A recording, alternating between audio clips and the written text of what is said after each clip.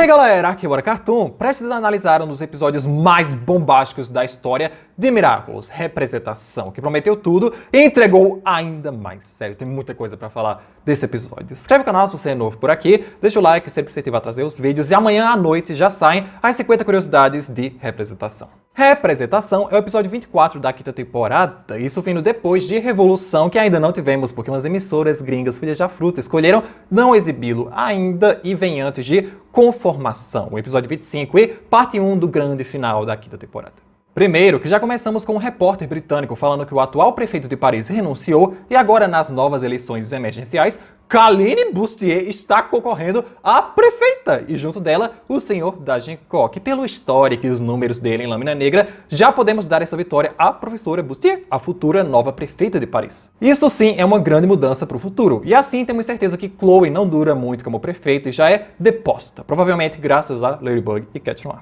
Nesse noticiário também falam do novo super casal Adrian Agreste e Kyoko Tsurugi que vieram para Londres juntos e seus modelos 3D criados pelas indústrias Tsurugi aparecem numa filmagem falsa dizendo que eles são super apaixonados um pelo outro, com Adrian sem entender como ele entrou naquela bagunça. E aí Plague lembra que foi deixando seu pai tomar todas as decisões da sua vida e condenar seu futuro com a narrativa de namoro falso.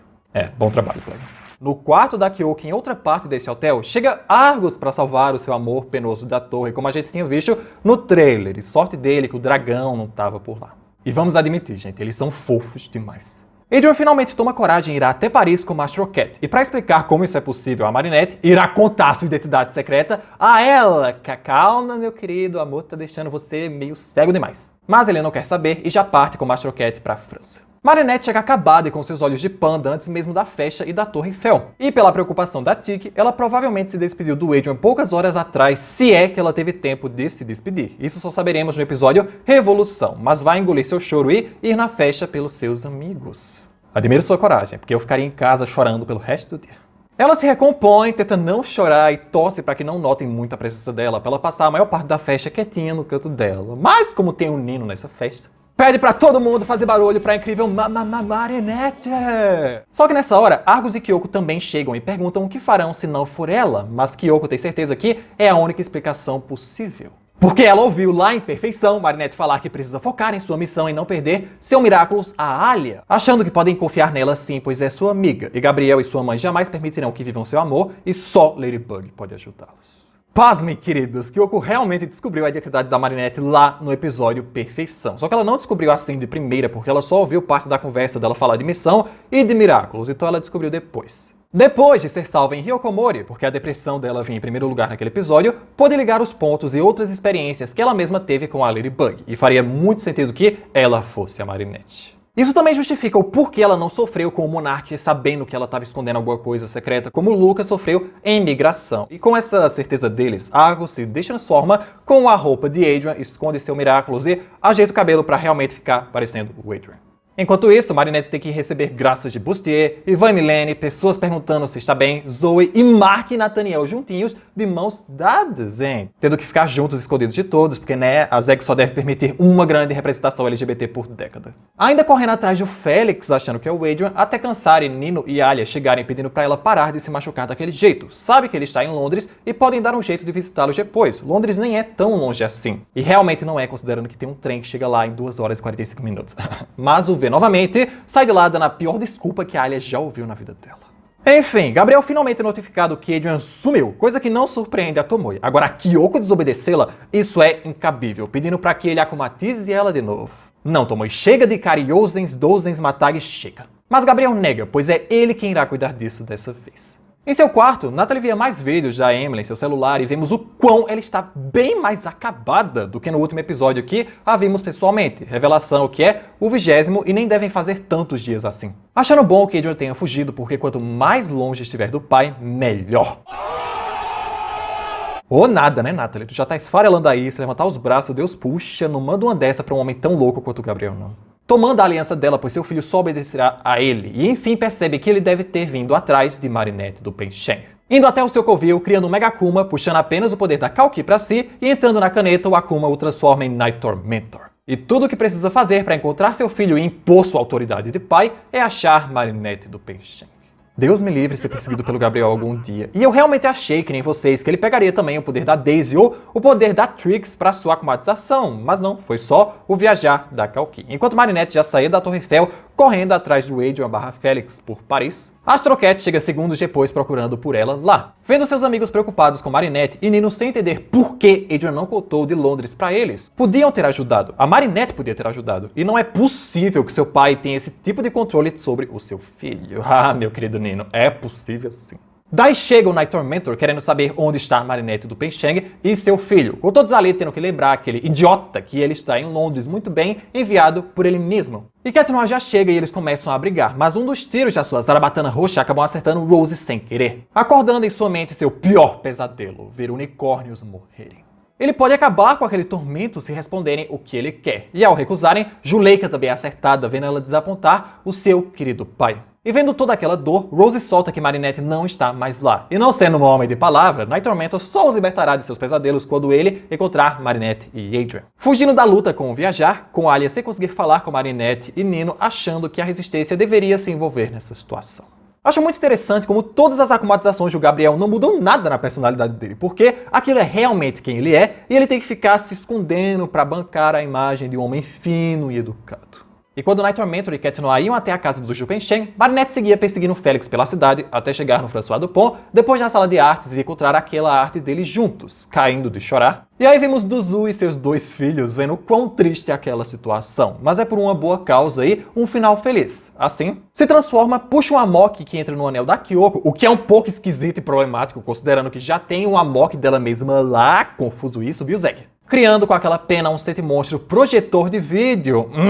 Interessante, né? No quarto da Marinette, Night Tormentor e Cat Noir não encontram ninguém por lá e dessa vez o gatinho consegue seguir o atormentador noturno pelo seu viajar. E bem, interrompendo seu chorinho lá no chão. Surge um projetor de vídeos atrás de Marinette, se deparando com Adrian e Kyoko, que põem suas máscaras, a mandam fazer silêncio, e assim Kyoko incorpora uma rainha e Félix um rei, surgindo um castelo inglês atrás deles, em que essa rainha esperava um filho e o rei comemorava, pois com ela continuariam reinando sobre o povo por mais séculos e séculos. Vendo que esse rei possui as duas alianças gêmeas de Graham de Vanille. Essa rainha deu à luz a não apenas uma filha, mas a duas, pensando em qual delas confiaria um reino, já que são gêmeas, escolhendo a mais velha que nasceu 7 segundos antes da sua irmã, bem como as duas alianças ficaram para ela. Como deu para perceber, essa história é das gêmeas Amélie e Emily Graham de Vanille, isso antes dela virar uma Agreste. E não é à toa que a Amélie tem um título real no seu nome, Lady Amélie, porque aparentemente elas realmente são importantes para a família real britânica de Londres. Obviamente, os pais delas não são a Rainha Elizabeth, descansa em paz Betinha, e o marido dela, porque se fossem, seriam as princesas do Reino Unido, e teríamos visto isso na Wikipédia do Félix, que a Cosmobug lê. Bem como o título da Amélie seria de princesa, não de lady, mas com certeza seus pais eram importantes, talvez duque e duquesa, que são os títulos nobres mais altos, abaixo apenas do rei e dos príncipes. A não ser que isso tudo seja uma metáfora, né? Ainda essa semana eu vou fazer um vídeo direitinho explicando a história delas, porque ela é bem mais complicada do que parece. E de volta ao Night Tormentor versus o gatinho, Cat Noir apanha um pouco do seu pai até ele fugir novamente, como o covarde que ele é. Continuando a história que Marinette está tão interessada quanto nós, as gêmeas foram crescendo cada vez mais, idênticas em corpo, mas tão diferentes em alma. A mais velha, Emily, desprezava a vida da nobreza e escapava sempre que podia. A mais jovem, Amélie, comportada e respeitosa, fazia de tudo que podia para agradar seus pais e se manter no castelo, fazendo o rei e a rainha se questionarem se confiaram o futuro da sua linhagem à filha certa. Confiantes que Emily cairia na real quando fosse mais velha, permitiram que ela fosse estudar em outro reino, numa faculdade da França, onde ela quase imediatamente se apaixonou por um humilde alfaiate. Palavras bonitas para dizer um estilista pobre, mais conhecido como Gabriel Agreste, ou naquela época, Gabi Grazzetti. E agora Marinette está começando a entender sobre quem se trata essa história. Esse alfaiate se destacou cada vez mais por suas roupas e criações, mas deixou o rei e a rainha furiosos, principalmente quando sua primeira filha abriu mão de seus privilégios, nobreza, fortuna e tudo que tinha para viver uma vida tranquila e amorosa com esse alfaiate. Parecido na vida real com o príncipe Harry, que abriu mão da família real britânica para viver em paz com sua esposa. Porque essa galera é um fruta-pé no saco, viu? Se vocês não assistiram The Crown da Netflix, fica aí minha indicação novamente para vocês terem noção do quão a família real britânica é, na maior parte do tempo, asquerosa. Com seu amor, Amélie dividiu as alianças gêmeas, uma para cada, quebrando o legado da sua família, sentindo que precisavam apenas de um filho para sua felicidade ser completa. Contudo, a boa princesa Amélie, para agradar seus pais, se restringiu a casar-se com um rico, mas muito piedoso, Lorde da Guerra, um milionário conhecido como Colt Phaeton, o pai do Félix. Que obviamente dá pra ver que esse cara é estadunidense só por manter esse chapéu ridículo em Londres e estar montado naquela coisa. Mais estadunidense e patriota impossível. E o rei, a rainha, Amélie e Colt Phaeton queriam apenas uma coisa, um filho para a boa princesa e um herdeiro para o seu reino.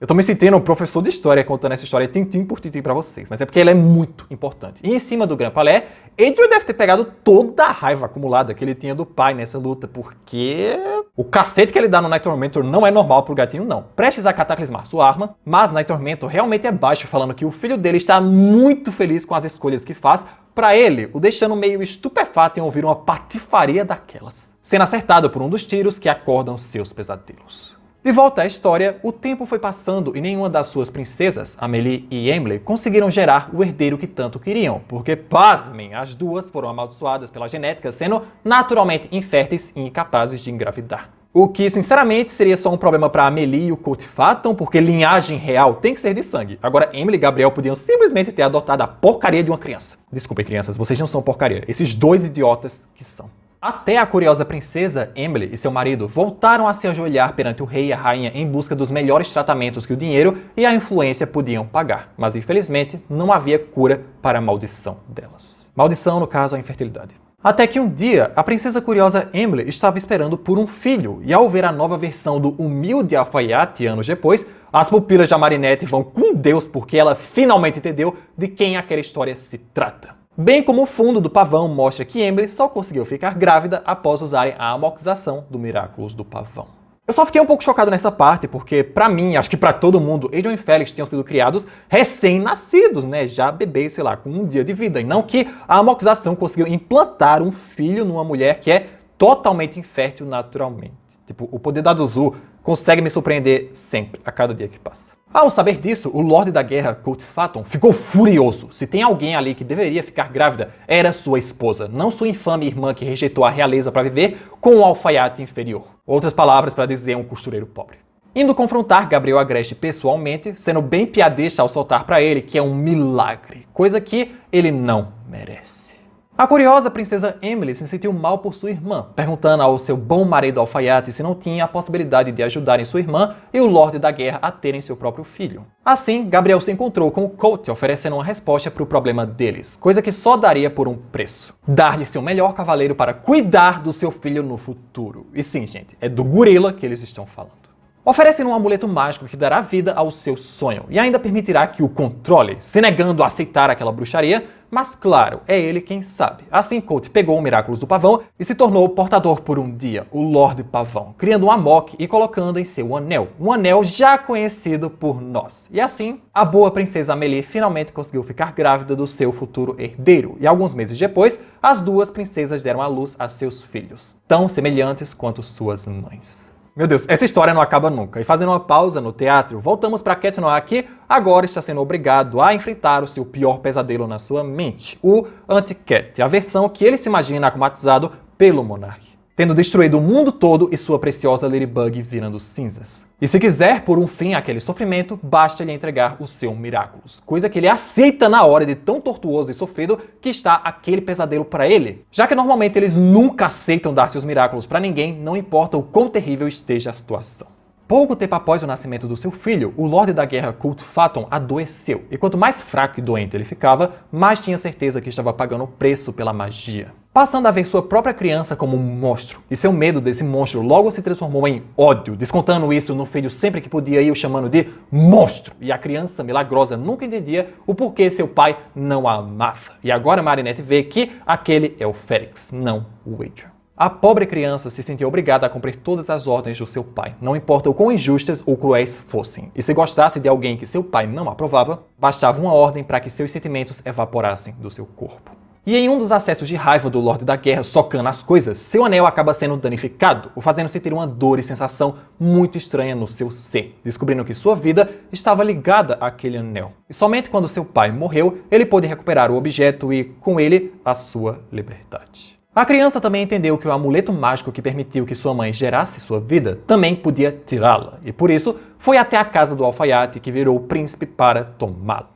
Felizmente, a partir de agora a história do Félix é de coisas que já aconteceram na série a partir da estreia dele no episódio Félix. E o único motivo dele ter ido até a mansão Agreste naquele episódio e atrás do Gabriel Agreste era pelo Miraculous do Pavão. Sempre foi por isso e por mais nada. E lá, ele viu que o príncipe tinha se tornado um poderoso príncipe por conta dos demais Miraculous. E sabia que precisaria de outros amuletos mágicos que Gabriel queria e só aí poderia trocá-lo pelo amuleto que precisava. E agora faz muito sentido aquela ameaça que Gabriel faz a Félix de que realmente podia desfazê-lo da realidade se quisesse. E somente por isso que ele virou Flare Mirable e roubou a Ladybug. Era a única forma de conseguir o Miraculous do Pavão de seu tio tão poderoso e que podia desfazê-lo da realidade a qualquer momento. Fazendo Marinette lembrar do final da 4ª temporada, o dia que perdeu os Miraculous. Se bem que ela devia estar mais ligada com o fato de Félix ter acabado de expor a identidade do monarca assim, bem de graça pra ela. Eu não sei o que mais me choca nessa história. Todo o histórico de realeza que tem na família da Amélie e da Emily, ou quão o Colt Phaeton era maluco, ou o fato desses dois simplesmente terem arrancado a máscara da identidade secreta do monarca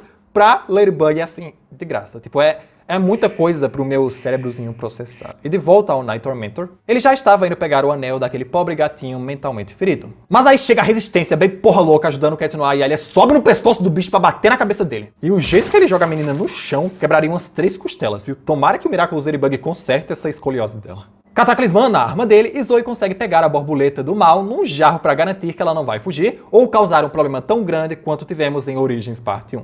Acho que desde a deflagração, essa foi a atuação mais importante da Resistência até agora. Um destaque especial pro Ivan e pra Alia, que vai deixar o Gabriel com uma dor de cabeça depois daquelas porradas, viu? Pra acabarem com a história dos Graham de Vanille, o garoto miraculoso se apaixonou perdidamente por uma garota, igual o humilde alfaiate e a princesa curiosa no passado. E assim como eles, só querem ser livres pra viverem o seu amor. Mas agora é o próprio alfaiate que está empatando o amor deles. E a única que pode ajudá-los é a Ladybug. Afinal de contas, só ela pode consertar as coisas. Percebendo que realmente estão falando e se dirigindo a ela, e enquanto os procura pela sala, falam que ela sabe exatamente o que é ter que lutar por aqueles que ama todos os dias, ter que mentir o tempo todo pra todos e nunca revelar quem realmente é. Encontrando a estátua de Ladybug e do nada acordando naquela mesma posição em que estava, isso já no começo da manhã. Os 7 monstros e seu Amok já foram desfeitos e ela entendeu muito bem a história e que não foi um sonho, prometendo que irá ajudá-los a sair dessa. Terminando com um beijo de Felioko, após Kyoko ter certeza que nada irá pará-la agora, mesmo tendo que enfrentar o pai do garoto que ama.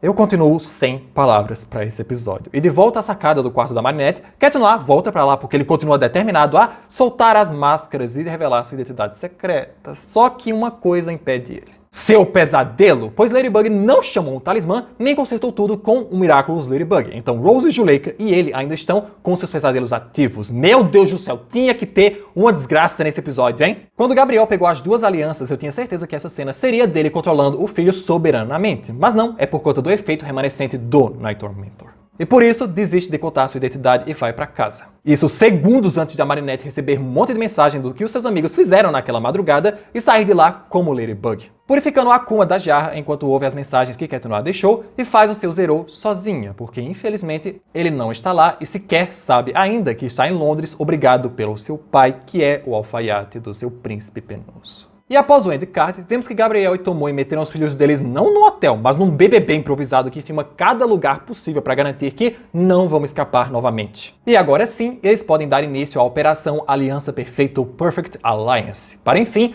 pôr um fim nas aventuras de Ladybug e Cat Noir. Uns 15 minutos de análise e eu continuo sem palavras para esse episódio de tão perfeito, coeso e construído que ele foi. Tivemos uma história digna de um Pulitzer, muito bem explicada e aberta a muitas interpretações, uma luta solo do Cat Noir contra um akumatizado com a ajuda crucial da Resistência como distração perfeita, a revelação a Marinette que Gabriel é o Monark e tanto Adrian quanto Félix são os 7 monstros, só faltando a revelação deles dois. Mas isso vamos ter que deixar para os episódios finais. Por isso, um 10 a representação. Minhas expectativas se sentiram totalmente representadas aqui, por um episódio tão profundo e que não pareceu corrido, apressado, nem nada do tipo como outros. E arrisco dizer que supere evolução e emoção como o melhor episódio da 5ª temporada até agora. E para esse vídeo é isso, galera. Era a análise longa que vocês queriam, então tome uma análise realmente longa, porque teve muita coisa para analisar. Ainda vamos ter um vídeo só para falar com calma e com atenção a todos os detalhes da história das gêmeas Graham e Vanille e também as 50 curiosidades amanhã, que não percam. Comenta o que vocês acharam e as notas para a representação e até o próximo vídeo.